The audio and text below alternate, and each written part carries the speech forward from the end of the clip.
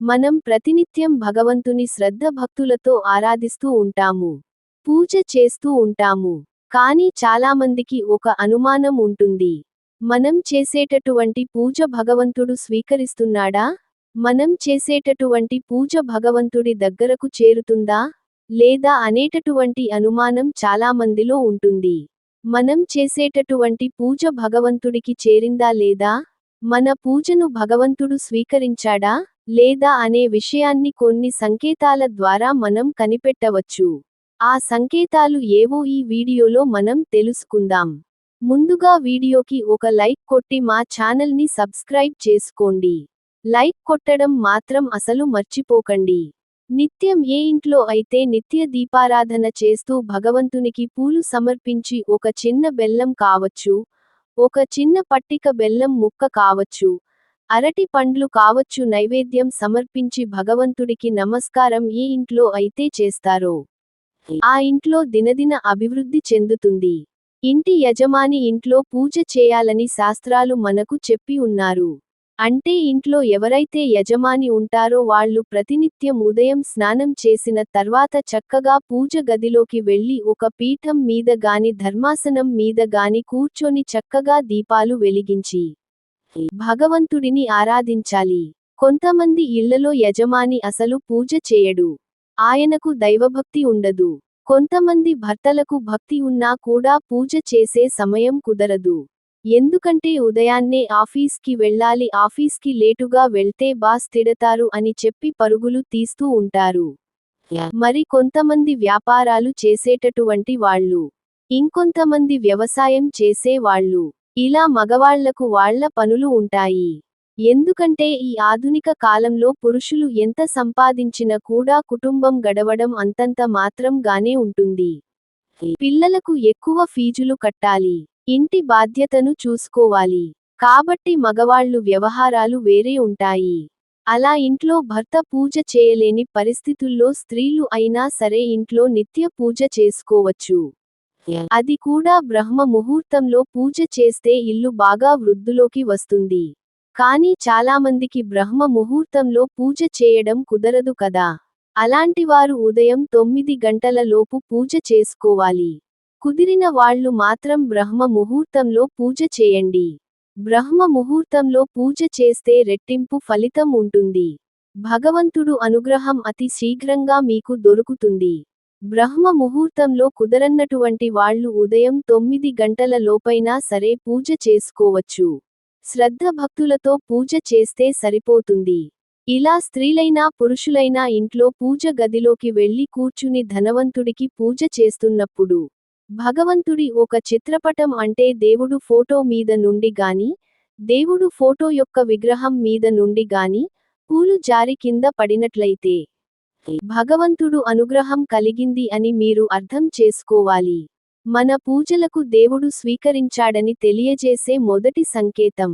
భగవంతుడు పూజని స్వీకరించాడు, మిమ్మల్ని అనుగ్రహించారు అని మొదటి సంకేతం ద్వారా తెలుసుకోవాలి. ఇక్కడ ఇంకో ఒక విషయాన్ని బాగా గుర్తు పెట్టుకోవాలి.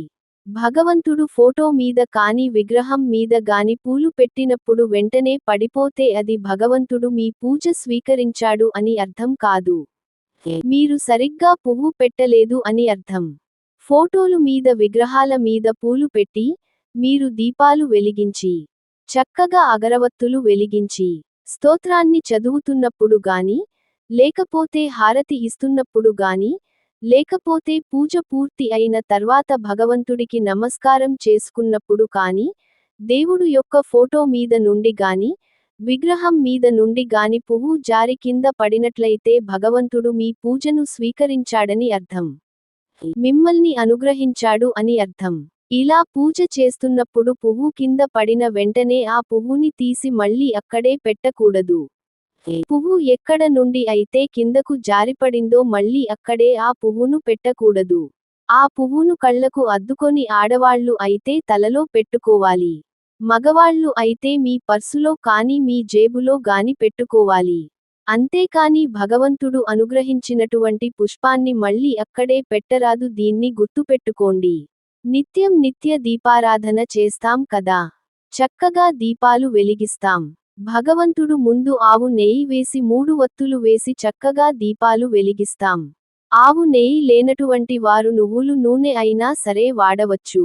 చక్కగా దీపానికి గంధం కుంకుమ బొట్లు పెట్టి పూజ చేసి దీపారాధన చేస్తాం.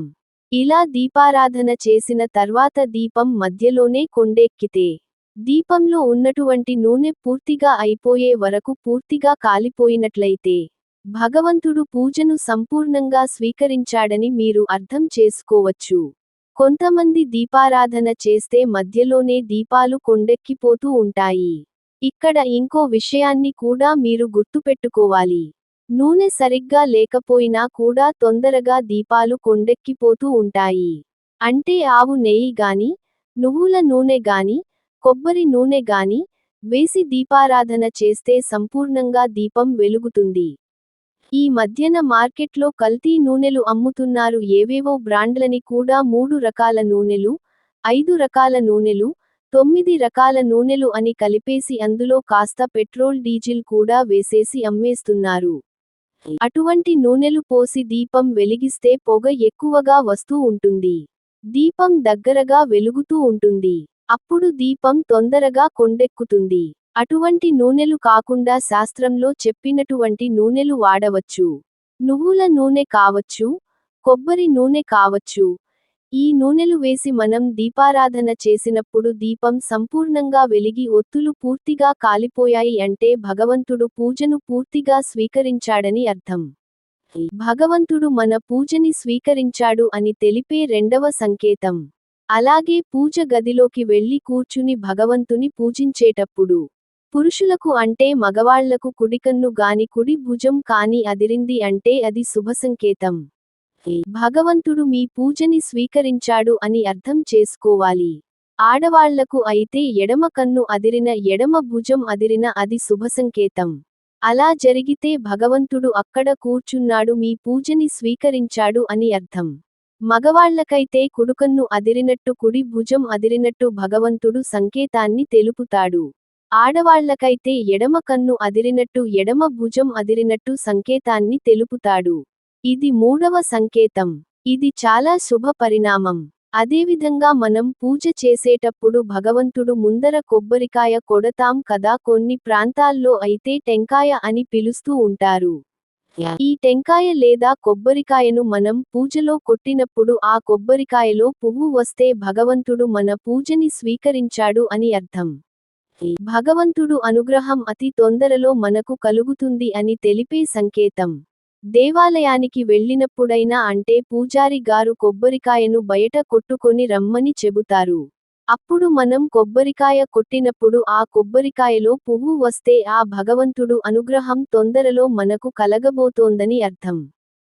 భగవంతుడు మనల్ని అనుగ్రహించబోతున్నాడు అని అర్థం.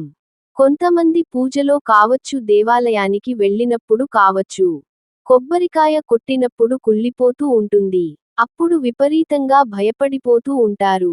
అయ్యో కొబ్బరికాయ కుళ్ళిపోయింది ఏం జరుగుతుందో ఏమో అని భయపడిపోతూ ఉంటారు. భయపడవలసిన అవసరం లేదు. కొబ్బరికాయ కుళ్ళిపోతే అది మన తప్పు కాదు. అది అమ్మినటువంటి వాడి తప్పు. వాడు సరైన కాయను అమ్మలేదు మనల్ని వాడు మోసం చేశాడు. అప్పుడు దాన్ని పారవేసి వెంటనే ఇంకొక కొబ్బరికాయ కొనుక్కొని వచ్చి కొట్టి భగవంతుడికి నివేదన చేయాలి. అంతేకాదు కొబ్బరికాయ కుళ్ళిపోయినట్లయితే మన యొక్క గండం తొలగిపోయినట్లుగా మనం భావించాలి. అంతే కదా ఇంకేం చేస్తాం. కొబ్బరికాయ కుళ్ళిపోయింది ఇంకా నా జీవితం ఇంతేనేమో అని ఏడ్చుకొని బాధపడుతూ అక్కడే కూర్చుంటామా? అలా కూర్చోవాల్సినటువంటి అవసరం లేదు. భగవంతుడికి నమస్కారం చేసి అయ్యా సర్వకాల సర్వావస్థల యందు రక్షించేటటువంటి సర్వాంతరయామి నీవు నన్ను ఎలా రక్షిస్తావో నీదే భారం అని స్వామికి ఒక నమస్కారం చేసుకున్నట్లయితే వెంటనే ఆయన రంగంలోకి దిగుతాడు. తప్పకుండా మనల్ని రక్షిస్తాడు. భగవంతుడు మన పూజని స్వీకరించడం లేదా? ఆయన అనుగ్రహం మనకు కలుగుతోందా లేదా? అని తెలిపే చిట్టచివర సంకేతం. కలలో మనం పూజ గదిలో కూర్చుని భగవంతుని పూజిస్తాం కదా. అంటే నీ ఇష్ట దైవం కావచ్చు, లక్ష్మీనారాయణలు కావచ్చు, శివపార్వతులు కావచ్చు, ఇలా మీరు ఏ దేవుడినైతే పూజిస్తారో ఆ దేవుడు ఆ రాత్రి మీకు కలలో కనిపించినట్లయితే ఆ భగవంతుడు అనుగ్రహం మీకు కలిగింది అని అర్థం.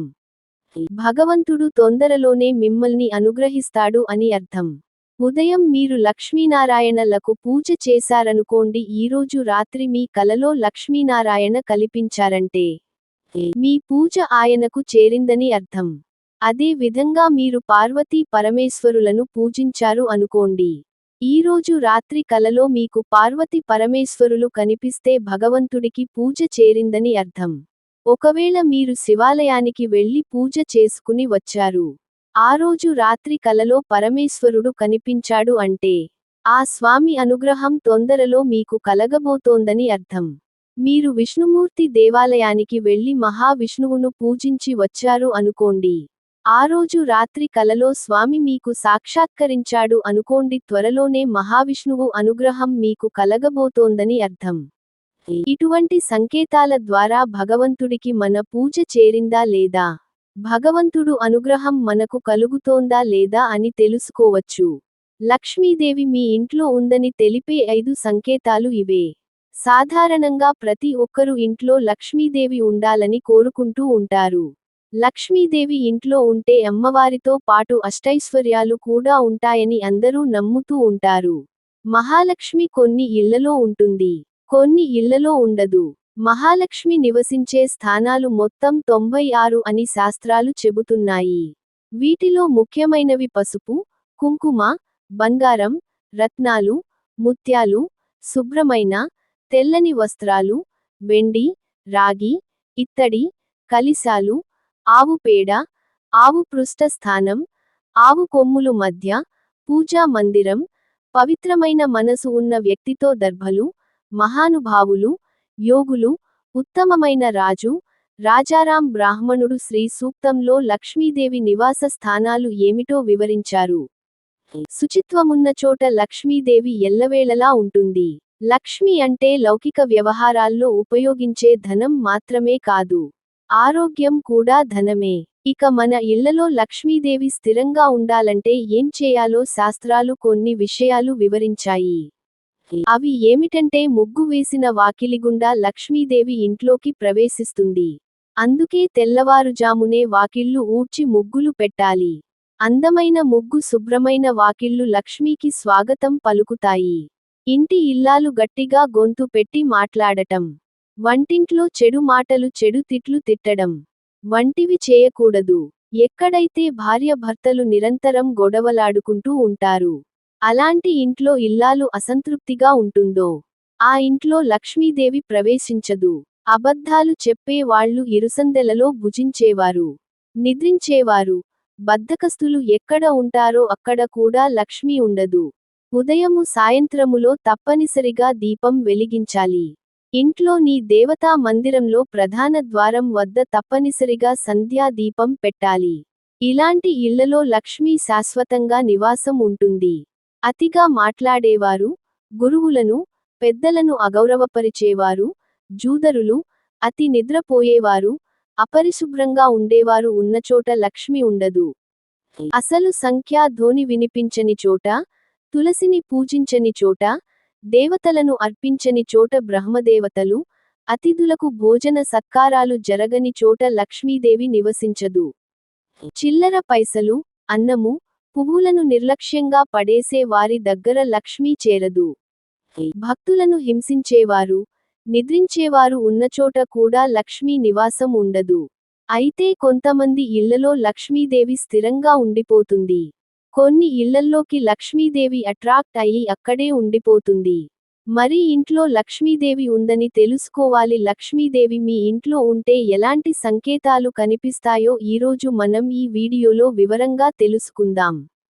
లక్ష్మీదేవి మీ ఇంట్లో ఉంటే మీ ఇంట్లో సంధ్య సమయంలో గజ్జెల శబ్దం వినిపిస్తుంది. దానితో పాటు సాంబ్రాణి వాసన కూడా వస్తుంది.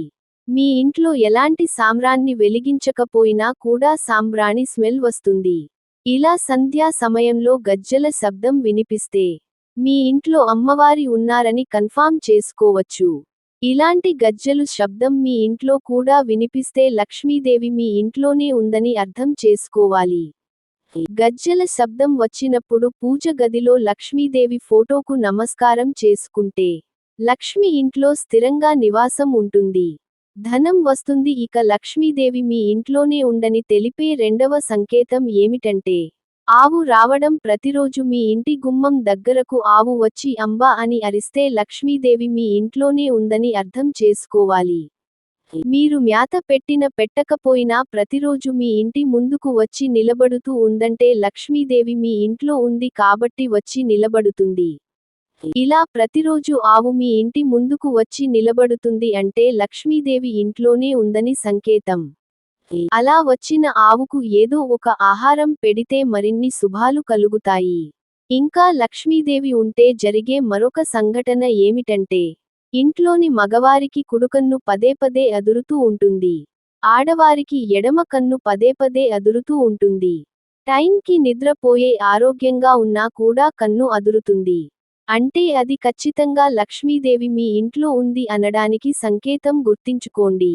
ఇక కొన్నిసార్లు మనతో వైరం పెట్టుకున్న పక్కింటి వారు, ఎదురింటి వారు ఉంటారు కదా, వారు ఒకేసారి మర్చిపోయి మీ ఇంటికి వచ్చి మీతో స్నేహ బంధాలు పెట్టుకుంటూ ఉంటారు. అలా ఎందుకు జరుగుతుందంటే లక్ష్మీదేవి మీ ఇంట్లో ఉండటం వలన. లక్ష్మీదేవి మీ ఇంట్లో ఉందంటే శత్రువులు కూడా మీ కాళ్ల దగ్గరకు వచ్చి స్నేహితులుగా మారిపోతారు.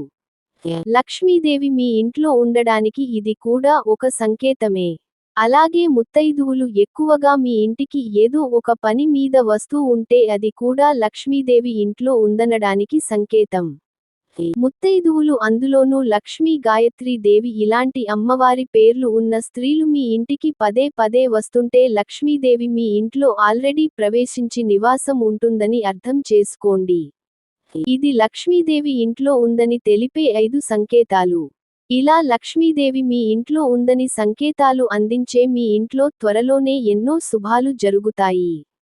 శుభకార్యాలు జరుగుతాయి. శుభవార్తలు వింటారు. కనుక మీ ఇంట్లో కూడా లక్ష్మీదేవి ఉందేమో చెక్ చేసుకోండి. ఈ సంకేతాలు కనిపిస్తాయి ఏమో జాగ్రత్తగా గమనించండి.